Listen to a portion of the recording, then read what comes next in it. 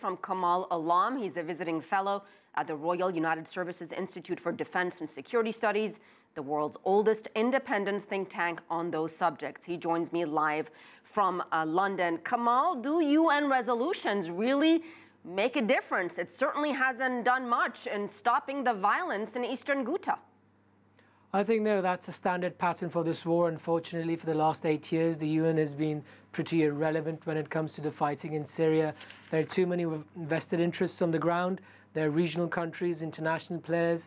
It's a great game power, and there's very little Syrians, unfortunately, can do about it. Or the UN Security Council is heavily compromised. And there's also this daily 5-hour humanitarian pause proposed by the Russians. That, too, doesn't appear to be making much of a difference. So if these things are not effective, what is? I think there's very little effective at the moment. The fact remains that the Syrian government and its military will retake Ghouta. It's a well-known fact, and the New York Times alluded to it today, that Ghouta has at least 10,000 fighters there, and they're holding people hostage and sniping at people trying to get out. So unfortunately, it's a brutal conflict, and the only way to end it is for the Syrian military to retake Ghouta. Only then will aid be allowed in properly, because at the moment you have too many non-state actors there. Almost all of them are affiliated to terrorist groups, and they cannot be allowed to hold the people of Ghouta hostage. So you're saying terror groups in Eastern Ghouta holding people hostage. What about accountability by the Syrian government?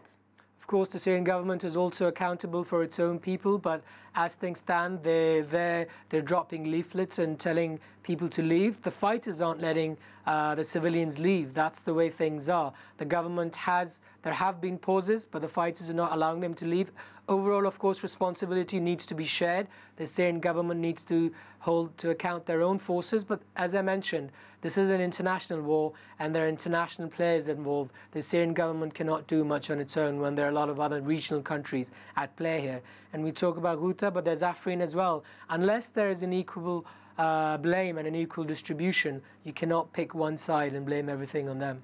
What are you hearing about the situation on the ground in Eastern Ghouta? Is aid getting in? What about all those civilians who have nowhere to go when bombs are falling on them? Yes, I mean, there has been some limited access given, and relief convoys have gotten in over the last couple of days.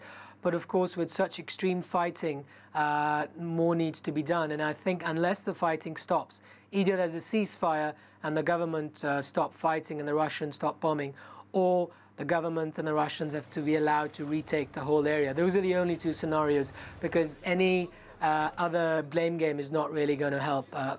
Some of the fighters have left towards Idlib and Hama province, so that's a bit of the old reconciliation, whereby even in eastern Aleppo, some fighters were allowed to leave Idlib. The fighters have to leave Ghouta. They have to go to Idlib or Hama. That's the only way to end this. So what are the lessons learned from Aleppo? The lessons learned from Aleppo is, unfortunately, that was also a bloody conflict, but Aleppo is fast on its way back to its own feet. There are 200,000 housing units gone up. The United Nations said 650,000 civilians returned to Aleppo since the Syrian government retook it.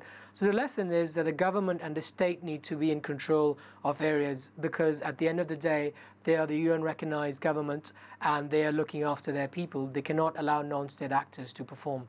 And again, some 1,600 people have lost their lives since mid-February in Eastern Ghouta. Kamal Alam, thank you.